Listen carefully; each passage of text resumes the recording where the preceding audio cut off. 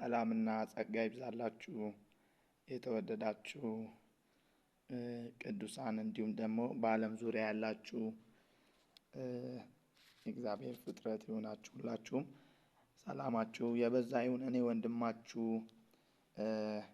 የእግዚአብሔር የምስራቹ ወንጌል ሰባኪ ሙሌ ነኝ። ክብር ለኢየሱስ ይሁን። ዛሬ አንድ ጥልቅ የሆነ ፍቅር እግዚአብሔር ለዓለም የገለጠውን ስለሱ ፍቅር እነግራችኋለሁኝና ብዙ ጊዜ ስለ እግዚአብሔር ፍቅር ስናነሳ ስለ እግዚአብሔር መውደድ፣ ቸርነት፣ ምሕረት ስናነሳ እግዚአብሔር ለሚያምኑት ብቻ እግዚአብሔር ለሚቀበሉት ብቻ ምሕረቱና ፍቅሩ ቸርነቱ ይመስለናል። ነገር ግን እግዚአብሔር አምላክ ፍቅሩ ማንነቱ ነው። ፍቅሩ ለሁሉም ሰው ነው። እግዚአብሔር ለፈጠራቸው ሁሉ ሰዎች ፍቅሩንና ቸርነቱን ምሕረቱን ገልጧል። ይሄ በደንብ ሊታወቅ የተገባ ነው፣ የተገባ እውነት ነው። ክብር ለጌታ ለኢየሱስ ይሁን። ይህን የምስራቹን ወንጌል በየቤቱም ይሁን በየቸርቹም ይሁን በየአደባባዮቹ ስንሰብክ ሰዎች ስለ እግዚአብሔር ፍቅር፣ ስለ እግዚአብሔር ምሕረት፣ ስለ እግዚአብሔር ቸርነት ስናወራ እግዚአብሔር ይወደኛል ይላሉ። ግን እግዚአብሔር ስለወደዳቸው እግዚአብሔር ስላፈቀራቸው ደግሞ ከፍቅሩ ተካፋዮችና ተጠቃሚዎች አይደሉም። እግዚአብሔር ማንን ይጠላል ይላሉ። እጅግ በጣም የሚገርመው ነገር ሰዎች አዎ እግዚአብሔር ይወደኛል፣ አዎ እግዚአብሔር መች ጠልቶኝ ያውቃል ይላሉ እንጂ በልባቸውና በአእምሯቸው ውስጥ ያለው አንድ የሚያሳዝን እውነት አለ። እውነት ነው፣ ግን ደግሞ በጣም ያሳዝናል። እግዚአብሔር አይወደኝም፣ እግዚአብሔር አይቀበለኝም፣ እግዚአብሔር ቢወደኝ ኖሮማ ብለው የእግዚአብሔርን ፍቅር ከዚህ ከምድራዊ ነገር ጋር ነው የሚያያይዙት። ነገር ግን ፈጽሞ የእግዚአብሔር ፍቅር ከዚህ በዚህ ምድራዊ ወይም ደግሞ በዚህ ዓለም የሕይወት ስርዓት ውስጥ ጋር ፈጽሞ ሊመዛዘን አይችልም። እግዚአብሔር በፍጥረቱ ብቻ ፈጣሪ ስለሆነ ብቻ ስለፈጠረን ብቻ ይመግበናል፣ ያኖረናል፣ የዕድሜ ገደብ ሰጥቶናል። ያ የዕድሜ ገደባችንን ስንጨርስ ልንሰናበት እንችላለን። እስከዛ ግን እግዚአብሔር እኛን የማኖር ግዴታ አለበት። ነገር ግን ይሄኛው ፍቅር ደግሞ የሚገርማችሁ በጣም ጥልቅ የሆነ ፍቅር ነው። ክብር ለኢየሱስ ይሁን። ስለ ሰማያዊ ነገር የሚያወራ ፍቅር ነው። እኔ በጣም የሚገርመኝ ነገር እግዚአብሔር ለዓለም ያለውን ፍቅር የገለጠበት መግለጥ፣ ያብራራበት ማብራራት፣ ያፈሰሰበት መፍሰስ እጅግ በጣም ይገርመኛል። እግዚአብሔር አምላክ አንድያ ልጁን ለሚያምኑት አይደለም የሰጠው፣ ለሚቀበሉት አይደለም የሰጠው። እግዚአብሔር አንድያ ልጁን የሰጠው ለዓለም ሁሉ ነው። አሁን በደንብ እመጣበታለሁ። በደንብ አትኩሯችሁ ስሙ። ኢየሱስ ይወዳችኋል። ሃሌሉያ! ኢየሱስ እርሱ ጌታ ነው። ኢየሱስ እርሱ አዳኝ ነው። ሃሌሉያ! ዮሐንስ ወንጌል ምዕራፍ 3 ላይ ቁጥር 16 አካባቢ ስታነቡ በእርሱ የሚያምን ሁሉ የዘላለም ሕይወት እንዲኖረው እንጂ እንዳይጠፋ እግዚአብሔር አንድያ ልጁን እስከ መስጠት ድረስ ዓለምን፣ አሁን ይሄ በጣም የሚከብድ ቃል ነው፣ ዓለምን እንዲወዷል። አሁን በጣም ብዙ ሰዎች ይናገራሉ ኢየሱስ ለእስራኤላውያን ነው፣ ኢየሱስ ለአይሁዳውያን ብቻ ነው የመጣው ብለው ይናገራሉ። ክብር ለጌታ ለኢየሱስ ይሁን። የኢየሱስ መምጣት ግን በእግዚአብሔር ወንጌል መነጽር ሲታይ፣ በዘላለም እቅድ ውስጥ ሲታይ ለዓለም ሁሉ ነው የመጣው። ክብር ለኢየሱስ ይሁን። ኢየሱስ ዮሐንስ ወንጌል ምዕራፍ 3 ላይ የተናገረው ቃል ከመስቀሉ በፊት ነው። ከመስቀሉ በኋላ ሊፈጸም ያለውን የሰው ልጅ ወይ ኢየሱስ ክርስቶስ ተሰቅሎ ሊሰራ ያለውን ወይ ደግሞ ለዓለም ሊያፈስ ያለውን ፍቅር፣ ለዓለም ያለውን በረከት፣ ለዓለም ያለውን ስጦታውን ሊገልጥ ያለውን እውነት ነው የሚገልጠው። ከመስቀሉ በፊት ኢየሱስ ክርስቶስ ለተከታዮቹ ለደቀ መዛሙርቶቹ ከመስቀሉ በኋላ ሊሆንላቸውን ያለውን መስቀሉ የሚሰራውን ስራ ነው የሚናገረው። እዚህ ጋር ዓለም ሁሉ ያስገባውን ከመስቀሉ በኋላ ነው። ከመስቀሉ በፊት የዓለም ሁሉ ሕዝብ የለበትም። የእስራኤላውያን ብቻ ነበሩ። የመሲሁ ተስፋ ለነሱ ብቻ ስለነበረ፣ የመንግስት ተስፋ የነሱ ብቻ ስለነበረ፣ ከመስቀሉ በኋላ ግን ለዓለም ሁሉ የእግዚአብሔር ፍቅር ተገልጧል። ኢየሱስ ያድናል። እንግዲህ ጆሮ ያለው መንፈስ የሚለውን ይስማ። በዓለም የምትኖሩ፣ በዓለም የሕይወት ስርዓት የምትኖሩ እግዚአብሔር እኔን እንደሚወደኝ እናንተንም ይወዳችኋል። እግዚአብሔር ለእከሌ የተለየ ፍቅር የለውም። እግዚአብሔር እስካሁን ፍቅሩ በዓለም ውስጥም ላሉ ደግሞ በእርሱ ውስጥም ላሉት እኩል አንድ ነው። ኢየሱስ ጌታ ነው። ለሚያምኑት አያዳላም እግዚአብሔር። ያመኑት የሚካፈሉት እውነት ነው፣ በረከት አለ። ለምሳሌ ጽድቅ አለ፣ በረከት አለ። የማያምኑት ግን ስላላመኑት ብቻ ስላልተቀበሉት ብቻ የማይቀበሉት በረከቶቹ የማይቀበሉ ስጦታዎች አሉ። ስላላመኑት ስላልተቀበሉት ማለት ነው። እንግዲህ ጌታ ኢየሱስ ክርስቶስ እዚህ ጋር አንድ ነገር ይናገራል። በእርሱ የሚያምን ሁሉ የዘላለም ሕይወት እንዲኖረው። ከፍ ብሌ ላንብብላችሁ። እሺ፣ ሙሴ በምድረ በዳ እባብን እንደሰቀለ የሰው ልጅም እንዲሁ ሊሰቀል ይገባዋል። ይህም በእርሱ የሚያምን ሁሉ የዘላለም ሕይወት እንዲኖረው ነው። በእርሱ የሚያምን ሁሉ የዘላለም ሕይወት እንዲኖረው እንጂ እንዳይጠፋ እግዚአብሔር አንድ ልጁን እስከ መስጠት ድረስ ዓለምን እንዲህ ወዷል። አሁን እግዚአብሔር እኛን የወደድበትን መውደድ ሲገልጥ ልጁን ኢየሱስ ክርስቶስን የሰጠን፣ ለዛውም አንድያ ልጁ ነው የሚለው። አሁን ይሄ በሎጂክ በዓለም ሲስተም በባዮሎጂ ሲስተም መርምራችሁ ልትደርሱበት የማትችሉት እውነት ነው። የኢየሱስ የእግዚአብሔር ልጅነት ኢየሱስ ክርስቶስ የእግዚአብሔር የዘላለም ልጁ ነው። የባህሪው ተካፋይ የሆነ ልጁ ነው። ከዘላለም በፊት የወለደው ልጁ ነው። እንዴት ነው የተወለደው? ሚስጥሩን ለሱ እንተዋለን። ክብር ለኢየሱስ ይሁን። ኢየሱስ ደግሞ at the same time ከእርሱ የተስተካከለ የመለኮት ባህሪ አለው። ኢየሱስ ጌታ ነው። ሃሌሉያ። ይሄ ዮሐንስ ወንጌል የሚናገረው ይሄ በመጀመሪያው ቃል የነበረ ቃልም ደግሞ በእግዚአብሔር ዘንድ የነበረ ቃልም እግዚአብሔር የነበረ ለእኛ ሲል ግን ስጋ የለበሰ አምላክ ነው።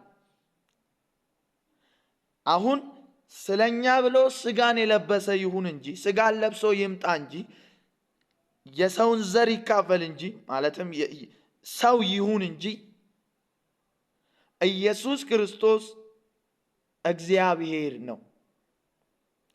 ኢየሱስ ክርስቶስ አምላክ ነው እና እግዚአብሔር ደግሞ ዓለምን መውደዱን ሲያሳይ በሌላ አማርኛ ራሱን ነው ለዓለም አሳልፎ የሰጠው። ኢየሱስ ጌታ ነው። ከእግዚአብሔር ጋር ሊያስታርቅ የሚችል ከእግዚአብሔር ጋር ሊያስማማ የሚችል እግዚአብሔር ብቻ ነው። ኢየሱስ ክርስቶስ እንደዚህ ብሎ ተናገረ። አንድ ሽባ ሰውዬ በአልጋ ላይ ተኝቶ ሳለ እንደዚህ አለው፣ አንተ ሰው ኃጢአትህ ተሰርዮልሃል። ይሄ ደግሞ በአይሁዶች ዘንድ እጅግ በጣም ክርክርን ፈጠረ። እንደዚህ ብለው ተናገሩ፣ ኃጢአት ማስተሰረይ የሚችል እግዚአብሔር ብቻ ነው። ይህ ሰውዬ ሰው ሆኖ ምን አይነት ድፍረት ነው? ይሄ እግዚአብሔርን መሳደብ ነው። እንዴት ነው ኃጢአት ትስተሰርያለች ብሎ የሚናገረው? ጸሐፊው ሲገልጥ ምን አለ? የሰው ልጅ በምድር ላይ ኃጢአትን ማስተሰረይ እንደሚችል ሰዎች ያውቁ ዘንድ ነው ኢየሱስ ይህን የተናገረው። ሁሉም ሰው ያምኑትና ይቀበሉት ዘንድ ደግሞ አንተ ሰው አልጋን ተሸከምና ምን በል ሂድ ወይ ደግሞ ተመላለስ አለው። አይታችኋል? ኃጢአትን የሚያስተሰርየው አምላክ ብቻ ነው። ኃጢአት የተስተሰረየው ደግሞ በሌላ አማርኛ ስለ እውነት ነው ምላችሁ አምላክ ስለኛ ዋጋ ከፍሎ ነው። አምላክ ስለኛ በመስቀል ላይ ተሰቅሎ ነው። ኢየሱስ ክርስቶስ ያድናል። ስለዚህ እግዚአብሔር ለእናንተ ያለውን ፍቅሩ የገለጠው ኢየሱስ ክርስቶስ አንድያ ልጁን እስከ መስጠት ድረስ ነው። ይኸውላችሁ ስጦታ ነው። ደግሞ እግዚአብሔር ከራሱ ጋር ሊያኖራችሁ ሲፈልግ ራሱን ሰጣችሁ። ራሱን የሰጣችሁ ደግሞ እናንተ ስላደረጋችሁት መልካምነት፣ እናንተ ለሱ ስለከፈላችሁት ዋጋ አይደለም። እግዚአብሔር አምላክ እርሱ ራሱን የሰጣችሁ እጅግ በጣም የፍቅር አምላክ ስለሆነ ፍቅሩ ሊመረመርበት ሊደረስበት የማይቻል አምላክ ስለሆነ ስጦታ አድርጎ ሰጠን ለኛ። ስለዚህ ልጁ ኢየሱስ ክርስቶስ ወይ እግዚአብሔር ለኛ ስጦታችን። አይታችኋል? ኢየሱስ የዓለም ሁሉ ስጦታ ነው፣ ተሰጥቷችኋል ለእናንተም። ስለዚህ የኢየሱስ ክርስቶስ መሰቀል ለኛ ብዙ ትሩፋትን አምጥቶልናል፣ አስገኝቶልናል። ብዙ ፍሬዎችን፣ ብዙ በረከቶችን ለኛ አስገኝቶልናል። ክብር ለኢየሱስ ይሁን። ኢየሱስ ክርስቶስ ባይሰቀል፣ ኢየሱስ ክርስቶስ መከራን ባይቀበል፣ ኢየሱስ ክርስቶስ የኃጢአትን ስሬት ባይሆንልን ኖሮ የኃጢአት ይቅርታን ልንቀበል አንችልም ነበር። ስለዚህ በመስቀሉ የሆነው ነገር አንዱ የኃጢአት ይቅርታ ነው። በመስቀሉ ላይ የተሰራው ስራ ምንድን ነው ሲባል የኃጢአት ይቅርታ ሆኖልናል። የበደላችን ስሬት ሆኖልናል። ኢየሱስ ስለ መተላለፋችን ቆሰለ፣ ስለ በደላችን ደቀቀ ይላል ኢሳይያስ ላይ። እኛ ግን እግዚአብሔር እንደቀጸፈው፣ እግዚአብሔር እንደተቆጣው ቆጠርን። የደህንነታችን ተግሣጽ ግን በእርሱ ላይ አረፈ። አይታችኋል? በዚህ ዓለም ላይ ያለ ሰው ደህንነት ሊያገኝ የሚችለው እግዚአብሔር አንድ ነገርን ከገጸጸ ብቻ ነው። እግዚአብሔር አንድ ነገርን ከተቆጣ ብቻ ነው። አንድ ነገርን ካስወገደ ብቻ ነው። እርሱም ኃጢአት ይባላል። ኃጢአት ደግሞ ፐርሰን ነው። ከመላእክት ከወደቁት መላእክት ዓለም ወደ ሰው ልጆች የገባ ነው። አይታችኋል? በመጀመሪያ በሰው አይደለም ኃጢአት የተጀመረው። ኃጢአት የገባው በዳቢሎስ ነው። ከዛ ወደ ሰው ልጆች ደግሞ የተጋባው በአዳም ምክንያት ነው። ስለዚህ በሰው የገባ ኃጢአት በሰው መውጣት ስለሚገባው ኢየሱስ ክርስቶስ ሥጋን ለብሶ ወደዚህ ዓለም መጣ እና በመስቀል ላይ በመሞት ወደ ዓለም የገባውን ኃጢአትን ብቻ ሳይሆን የኃጢአትኑ ምንጭ የሆነውን ዳቢሎስን አፈረሰው፣ ኃጢአታችንንም አስወገደው። ለዚህ ነው ዮሐንስ ዓይኖቹ ተከፍተው የኢየሱስ ክርስቶስን መገለጥ ሲመለከት ሚስጥሩ ምንድን ነው? ምክንያቱ ምንድን ነው ሲባል የዳቢሎስን ሥራ ያፈርስ ዘንድ የእግዚአብሔር ልጅ ተገለጠ ይላል። አያችሁ፣ ኢየሱስ ክርስቶስ የተገለጠው የዳቢሎስን ሥራ ሊያፈርስ ነው። ሃሌሉያ! እግዚአብሔር ለዓለም ያለውን ጥልቅ ፍቅር የገለጠበት ዋና ምክንያት ኃጢአትንና የኃጢአትን ምንጭ የሆነውን ዳቢሎስን በማስወገድ ነው። እንዴት ነው ያስወገደው ሲባል በመስቀል ላይ ስለኛ ብሎ የዓለምን ሁሉ ኃጢአት አንዱ ስለ ሁሉ ሞተ ይላል። ለምን? እኛን ምትክ ሆኖ ስለኛ በዓለም ላይ ስላሉ ህዝቦች ሁሉ ኢየሱስ ቤዛ ሆኖ ምትክ ሆኖ በመስቀል ላይ ኃጢአት በመሆን እግዚአብሔር ለኃጢአት ያለውን ጭካኔ፣ እግዚአብሔር ለኃጢአት ያለውን ቁጣ፣ እግዚአብሔር ለኃጢአት ያለውን ፍርድ፣ እግዚአብሔር ለኃጢአት ያለውን ኩነኔ በመስቀል ላይ ኢየሱስ ላይ ባደረሰበት መከራ ኃጢአታችን ተወገደልን። ስለዚህ የክርስቶስ ኢየሱስ ሞትና ትንሣኤ መከራው እጅግ በጣም ሊወራ የተገባ እውነት ነው። ለዚህ ነው መጽሐፍ ሲናገር ኃጢአተኞችን ሊያድን ኢየሱስ ክርስቶስ ወደ ዓለም መጣ የሚለው ቃል ሁሉም ሰው ሊቀበለው እና ሊታመነው የተገባ ቃል ነው ይላል። ኦኬ፣ ኢየሱስ ለምንድን ነው ወደ ዓለም የመጣው? ኢየሱስ ለምንድን ነው የዓለም ስጦታ የሆነው ሲባል ኃጢአትን ለማስወገድ። ኢየሱስ ጌታ ነው። ደግሞ ለሁሉም ሰው ስለሆነ ሁሉም ሰው ሊቀበለው ይገባል። አይታችኋል። የዛሬ 2000 ዓመት ኢየሱስ በመስቀል ላይ ሲሰቀል በመንፈሳዊ ዓለም ላይ አንድ ነገር እየተከናወነ ነው። ኃጢአት እየተባለ እየተወገደ ነው። ኢየሱስ በግ በመሆን የዓለምን ኃጢአት በራሱ ላይ በማድረግ በራሱ ላይ በመሸከም ዲካብራሽ ያዳካ ብራስ ከተሌ ብራዳም መስቀል ላይ ወጣና መስዋዕት እየሆነልን ነው። ዮሐንስ ሲናገር እንደዚህ ያለ፣ እነሆ የዓለምን ሁሉ ኃጢአት የሚያስወግድ የእግዚአብሔር በግ። እግዚአብሔር ለእናንተ ያለውን ፍቅር የገለጠው ወዳጆቼ ኢየሱስ ክርስቶስን በግ በማድረግ የዓለምን ኃጢአት፣ የእናንተን ኃጢአት፣ ያለፈውን ያሁኑን የሚመጣውን ኃጢአት ከአዳም ጀምሮ እስከ ክርስቶስ ሞትና ትንሣኤ ቀን ድረስ እስከ ማረጉ እስከ መቀመጡ ቀን ድረስ ያሉትን ኃጢአቶች ሁሉ ሰብስቦ ወደፊት የሚሰሩትን ኃጢአቶች ሁሉ ሰብስቦ በኢየሱስ ላይ አደረገውና በመስቀል ላይ ቀጣው፣ በመስቀል ላይ አስወገደው። የኃጢአት ደሞዝ ሞት ስለሆነ ኢየሱስ ሞተ፣ ኢየሱስ ተቀበረ።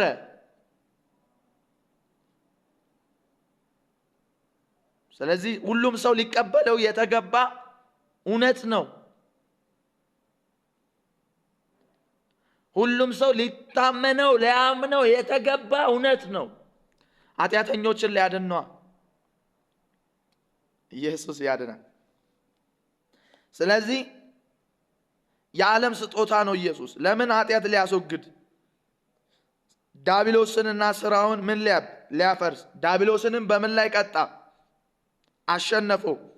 ዲያብሎስን ባይዘዌ ያሸነፈው ኢየሱስ በመሸነፍ ነው።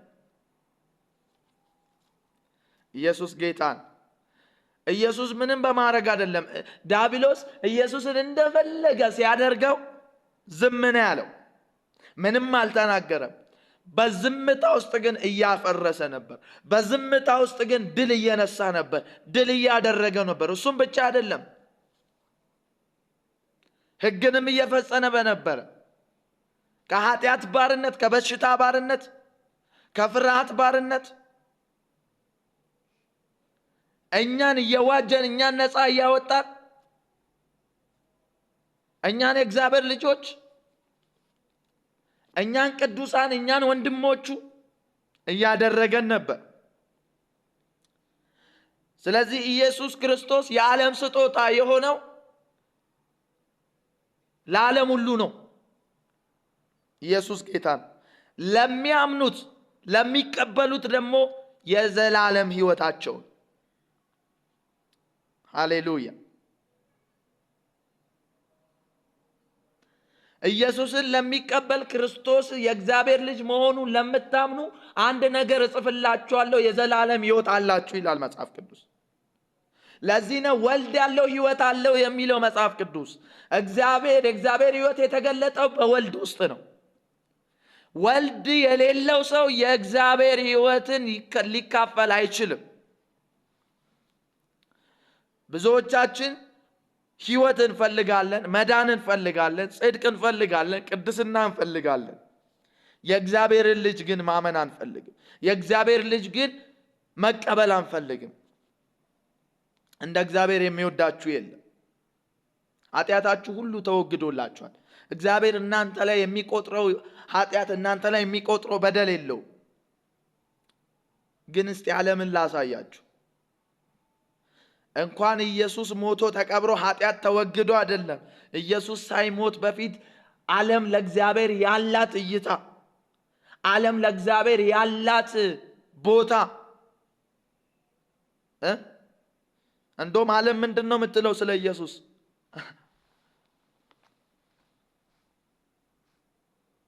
እንዴ በጣም ከባድ ነገር እኮ ነው። ኢየሱስን እኮ አያምኑትም። እግዚአብሔር መኖሩን እኮ አያምኑትም። አንድ ኃይል አለ ብሎ እኮ ነው የሚክዱት። የህሊና ሕግ የሚባለው ግን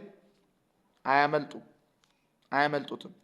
እግዚአብሔር ራሱን ያለ ምስክርነት ስለማይተው አንዱ ምስክር ህሊናችን፣ የኛ መኖር ራሱ የእግዚአብሔር መኖር ስለሚያመለክት ማለት ነው። ይሄ ትልቅ ሚስጥር ነው የነገርኳችሁ። ባይዘ ኢየሱስ ኃጢአትን አስወግዶ ራሱ ዓለም ለኢየሱስ ያላት ምላሽ በጣም የሚያሳዝን ነው። በጣም የሚያሳዝን ነው። አንድ ወንድም ዛሬ ማለዳ ሲናገር የቤተ ክርስቲያናችን መሪ እንደዚህ አለ። ሰው ለገና ትልቅ ስፍራ አለው፣ ትልቅ ቦታ አለው። ለገና ትልቅ ስፍራና ትልቅ ቦታ ከሚሰጥ ለገናው ባለቤት ትልቅ ስፍራ ትልቅ ቦታ ቢሰጡ ውጤታማ ይሆኑ ነበር። ወይ ለኢየሱስ ቦታ ቢሰጡ ኖሮ በጣም ይባረኩ ነበር ብሎ ሲናገር ነበር። ወዳጆቼ ብዙዎቻችን ለመስቀል፣ ለፋሲካ፣ ለገና ትልቅ ስፍራ አለን፣ በአለው እያለ ማለት ነው።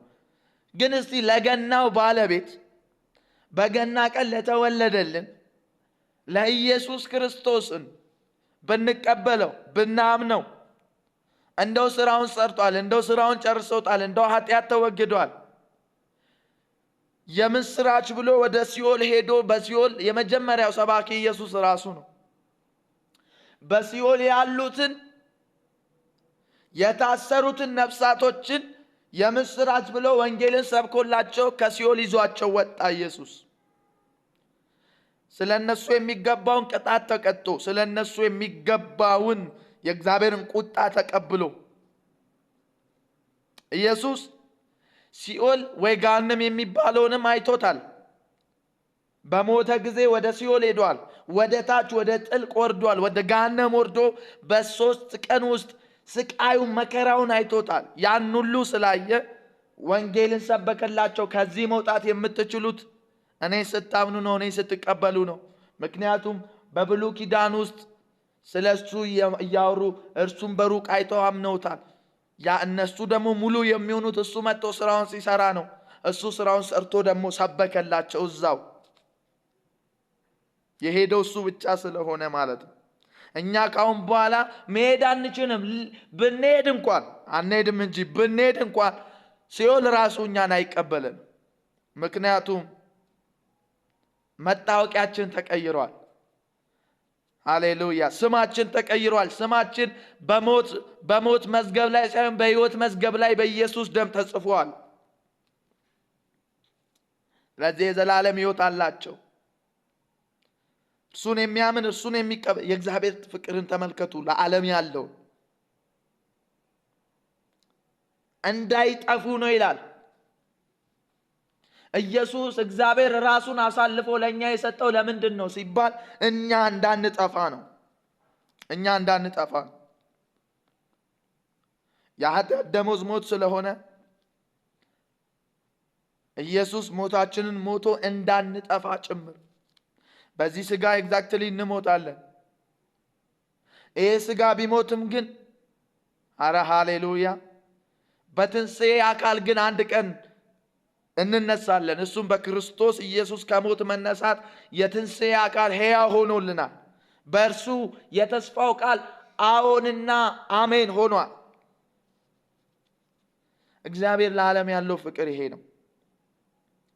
በክርስቶስ ካመነ በኋላ አንድ ሰው ሊጠፋ አይችልም። ምክንያቱም በመንፈስ ቅዱስ ማኅተም ይታተማል። ለመንፈስ ቅዱስ አደራ ይሰጧል። በእኛ መዳን ውስጥ ዋናው ተጠያቂ መንፈስ ቅዱስ ነው። እኛ አንጠፋም። በእግዚአብሔር ኃይልን ይጠበቃሉ። የማይጠፉበት ምክንያቶች ራሱ እግዚአብሔር እረኛቸው ነው። ያወጣቸዋል፣ ያገባቸዋል፣ ያሰማራቸዋል። በእጆቹ ይዛቸዋል። ማንም ከእጆቹ ሊነጥቁት አይችሉም። የትኛውም በእግዚአብሔር ፍቅር ምን ተብለናል? ተዋጅተናል፣ ተይዘናል፣ ተገዝተናል፣ ተማርከናል። ማንም ደግሞ ከዚህ ፍቅር ሊለየኝ አይችልም ብሏል ጳውሎስ ስለ አለመጥፋት። ሃሌሉያ። የተገባው ኪዳን ከኔ ጋር አይደለም። የተገባው ኪዳን ኢየሱስ ክርስቶስና እግዚአብሔር አብ ነው ኪዳኑን የገቡት። ኪዳኑን ኢየሱስ የገባው የዓለምን ሁሉ ሕዝብ ተክቶ ነው። ኪዳኑ ሲገባ ይሄ ለሕዝብ ሁሉ የሚፈስ የአዲስ ኪዳን ደሜ ነው አለ። አይታችኋል። ሰውን ሊያጠፋ የሚችለው ኃጢአት ነው። ኃጢአትን ደግሞ በኢየሱስ ደም ተሰርዮአል። በኢየሱስ ደም ተደምስሷል። ተመልከቱ። እግዚአብሔር ለኛ ያለውን ፍቅር እዩ። እግዚአብሔር ለዓለም ያለውን ፍቅር እዩ። ተመልከቱ፣ ልብ በሉ።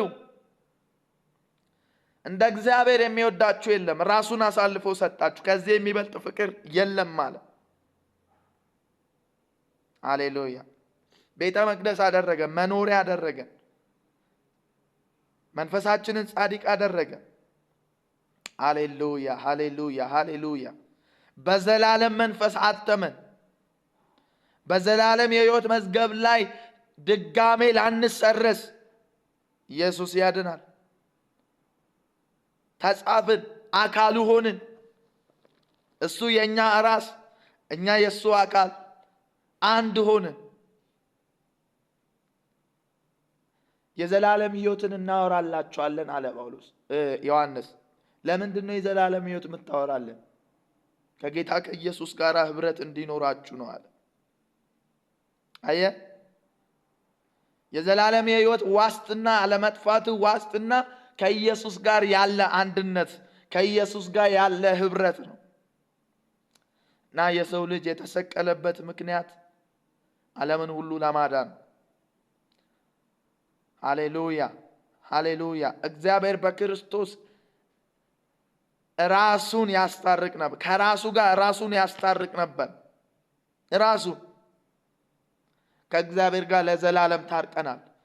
ሃሌሉያ። ኃጢአታችሁ ተወግዷል። ባይዘዌ ወንጌል የምስራች የሆነበት ምክንያት ራሱ አንዱ ይሄ ነው። ኃጢአት ስለተወገደ ነው። ኃጢአታችን ሁሉ በክርስቶስ ኢየሱስ ደም ስለተደመሰሰ ነው። በእኔና በእግዚአብሔር መካከል የነበረ ጠላትነት፣ የነበረ ያለ መስማማት፣ የነበረ ከሳሽ በኢየሱስ ክርስቶስ የመስቀል ሞትና ደም ተወግዶልናል። ስለዚህ እሱን በማመን ቅዱስ፣ ነውር፣ አለነቀፋ እንድትሆኑ በኢየሱስ ስም አበረታታችኋለሁ። ከክርስቶስ ኢየሱስ ጋር ታረቁ ብዬ ለምናችኋለሁ። የክርስቶስ መዓዛ የእውቀቱ ሽታ እንድትሆኑ እጠራችኋል። ይሄን እውነት እሰብክላችኋለሁ። ሃሌሉያ፣ ሃሌሉያ። ብራሺያ ዳካታላ ብራሃሳ ቬሌቬኔ ማካሱ ካታራ ብራሃዳ ካቦይ ሃሌሉያ። ታውቃላችሁ መንፈሳችን ፍጹም ነው። ነፍሳችን ደግሞ በእግዚአብሔር ቃል ዕለት ዕለት እየታደሰ እየዳነ ሃሌሉያ እየሄደ ነው፣ እየታደሰ ነው።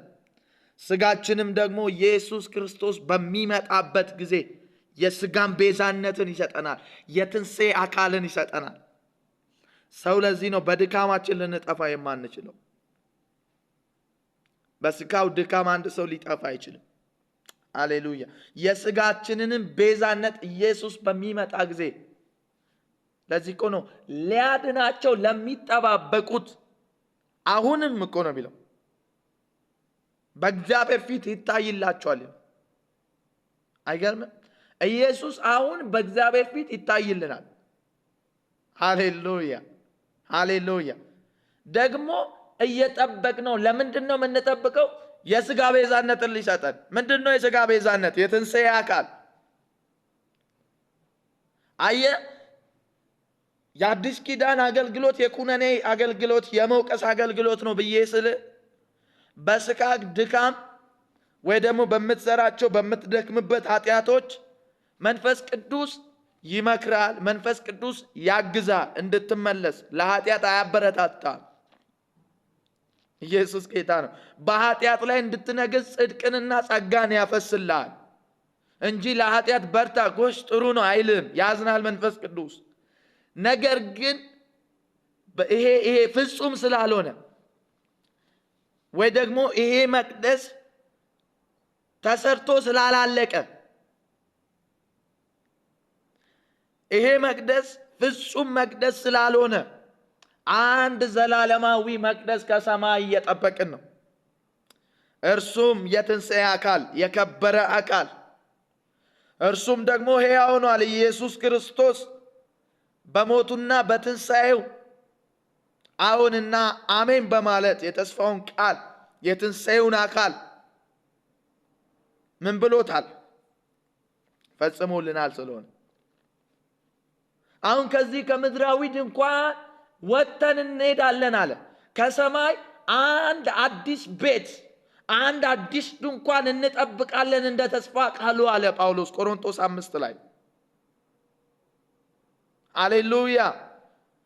አንድ ድንኳን አለ። አንድ ምስጢር ልንገራችሁ። አባታችን አብርሃም እግዚአብሔር በሰጠው ሀገር፣ እግዚአብሔር በሰጠው ከተማ እንደ ምጻተኛና እንደ እንግዳ ኖረ። ተሰጥቶታል እኮ ከተማው። የሱ እኮ ነው ከተማው፣ የሱ እኮ ነው ሀገሩ። ማንም ሊከለክለው አይችልም። ሃሌሉያ። ነገር ግን እንደምን ኖረ? እንደ ምጻተኛ። እንዴት ኖረ? እንደ እንግዳ።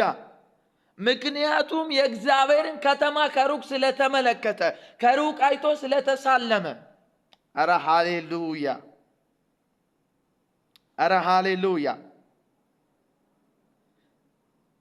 ኢየሱስ ያድናል፣ ኢየሱስ ያድናል። በድንኳን ኖረ ይላል። ያ ድንኳን የሚፈርስ ነው። ሃሌሉያ። መኖሪያ አልሰራም። የኛም ድንኳን እንደዛው ነው፣ መኖሪያችን ነው። በዚህ ምድር ላይ የምንኖርበት የምንቆይበት መኖሪያችን ነው እንጂ ዘላለም የምንኖርበት አይደለም። እንደ ተስፋ ቃሉ ዘላለማዊ ቤት፣ ዘላለማዊ ድንኳን ሃሌሉያ ተዘጋጅቶልናል። የትንሣኤ አካል ይባላል። ኢየሱስ ለዚህ ነው በእኔም እመኑ በአባቴም ደግሞ እመኑ፣ በአባቴ ቤት ብዙ መኖሪያ አለ፣ እኔ ሄጄ ስፍራ አዘጋጅላችኋለሁ።